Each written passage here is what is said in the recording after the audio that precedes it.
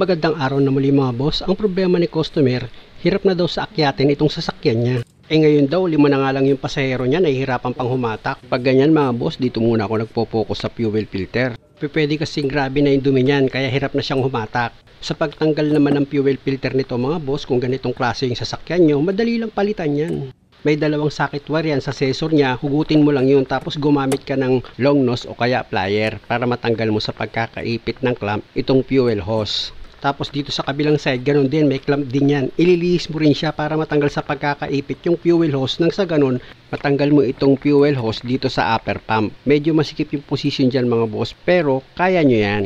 Ayan mga boss, natanggal ko na yung fuel hose nya. Ayan yung hawak-hawak ko. Kabila, ayan mga boss, ito pa isang fuel hose. Ayan, pakita ko lang sa inyo na natanggal ko na yan. Ayan mga boss, hawak-hawak ko. Ayan, yung pinapakita ko sa inyo. Ayan yung fuel hose nya. After mo matanggal yung dalawang fuel hose, pwede mo na ngayon iangat itong fuel pump filter assembly mo. Uga-ugain mo lang yan sabay angat. Dahil nga yung unang socket wire yan mga boss sa sensor, nabunot ko na. Ito naman ngayon yung pangalawa. May i-press ka sa socket wire tapos hilahin mo.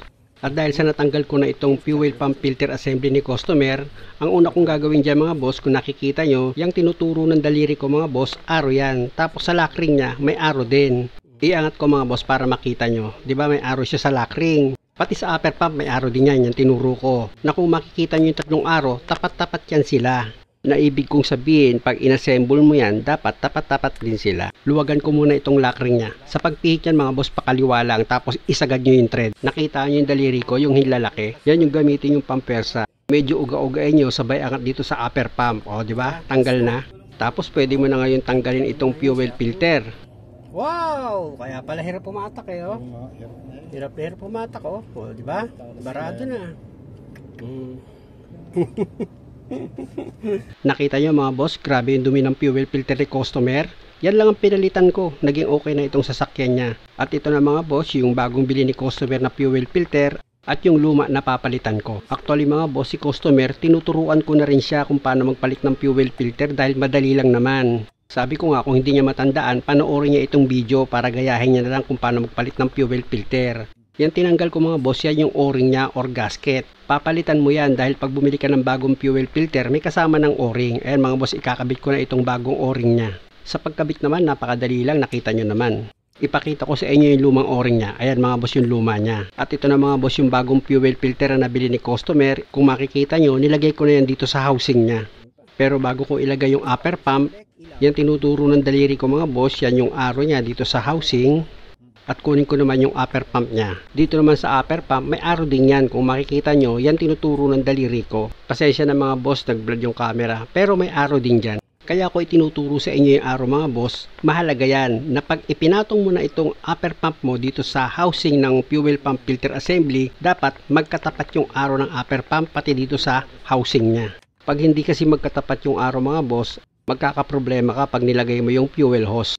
Pero dahil sa magkatapat na yung arrow nito, pwede mo nang idiin itong upper pump para pumasok siya dito sa housing ng fuel filter mo. Basta siguraduhin mo lang hindi tabingi yung pagkakalagay mo ng upper pump para pag idiin mo na yan, hindi ka mahirapan. At isa pa, para maging maganda yung pagkakalapat ng upper pump mo dito sa fuel filter housing. At pag lumapat na itong upper pump dito sa fuel filter housing, pwede mo na ngayon pihitin itong lock ring niya. Bali iikutin mo yan, pakanan naman. Hanggang sa maisagad mo yan sa paghigpit para sigurado ka na hindi siya magkaroon ng singaw.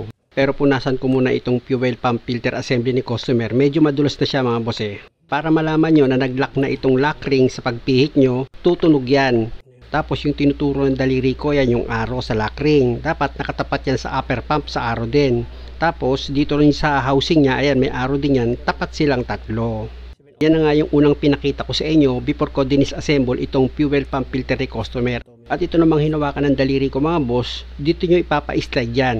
Ilapit ko itong camera mga boss para makita nyo. May parang flat bar dyan mga boss eh. Ituturo ko ng daliri ko mga boss ano. Ayan o, yung parang flat bar nya. Ayan. Dyan mo ipapa-slide itong fuel pump filter assembly mo. Na pag naitapat mo na siya sa guide, tsaka mo itulak pababa. Pero hindi ko pa yan isinagad mga boss dahil nga sa ilagay ko muna yung socket wire nya dito sa sensor. Iangat ko yan ulit mga boss ano. Ayan. Pag inangat nyo yan, simple lang naman o, di ba? Ganun lang. Tapos yung socket wire dito sa sensor, ilagay mo na muna. Ayan. Ipasok mo lang ng maigi, maglalak na yan. At pag okay na, pwede mo na ulit ibalik itong fuel pump filter assembly mo sa dati niyang position. itapat mo lang yan sa guide niya, tsaka mo itulak pababa, maglalak na yan. O diba, lock na siya, hindi na siya gumagalaw-galaw. Dahil okay na, ilapit ko itong camera mga boss para makita nyo, ilalagay ko itong isang fuel hose lang muna. Yan yung galing sa tangke mga boss.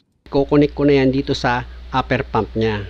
Kung makikita nyo yung position ko mga boss, medyo masikip, di ba? Pero kayang-kaya nyo yan. Hindi ko naman yun ituturo sa inyo kung hindi nyo kayang gawin eh. Para sa akin kasi malaking bagay yung mga boss, kahit fuel filter lang sa pagpalit, matuto kayo. Tapos yung clamp dito sa fuel hose, ilagay nyo na yan para maipit nyo na yung fuel hose. Tapos dito naman sa isang fuel hose, yan yung papunta na sa makina, wag nyo muna siyang ilalagay. Dahil sa ang susunod kong gagawin dyan, ipapump ko itong fuel pump niya para mapuno ng diesel itong fuel filter housing ni customer kasi wala pong laman diesel yan eh. At isa pa, yung hangin sa housing ng fuel filter lumabas. At para malaman mo na wala nang hangin dito sa fuel pump filter assembly mo, yung lalabas na diesel dito, pag pinump mo yan, wala na siyang kahalong bula. Buo na yung diesel na lumalabas. Gaya yan mga boss, o tingnan nyo, di ba? Yung talsik niya wala kang makitang bula. Ibig sabihin yan, pwede mo nang ilagay itong isa pang fuel hose mo. Ayan mga boss, kung nakikita nyo, inilalagay ko na itong fuel hose. Yan na ngayon yung papunta dito sa makina mo. Tapos, gamit ka ng long nose, ilagay mo na yung clamp nyan para maipit na itong fuel hose.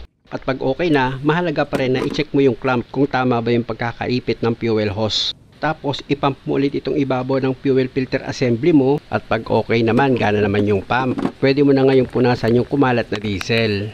Tapos ito naman yung pangalawang socket wire niya dito sa sensor. Ilalagay ko na rin yan mga boss.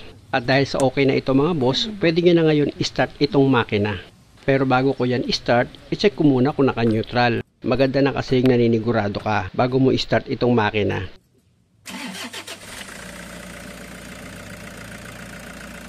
Yun, umi-start na. O di ba mga boss, kung kayo magpapalit ng fuel filter nyo, madali lang naman. At para sigurado ka, ipump mo ulit yan. Sabi ko nga, pag mabilis tumigas itong bomba, ibig sabihin yan, walang singaw. Good yan. O switch off ulit itong makina mga boss, para malaman natin kung good ba yung pagkakapalit natin ng fuel filter. Malaking bagay kasi yung matest mo yung gawa mo kung okay siya. Switch off, tapos start ulit makina. O di ba? Okay na siya. Nang mag-road test nga kami ni customer, bumalik na yung dati niyang hatak. Muli mga boss, maraming salamat sa panonood. Sana nakakuha kayo ng idea at kung maaari, huwag niyo namang kalimutang mag-subscribe sa channel ko. Maraming salamat!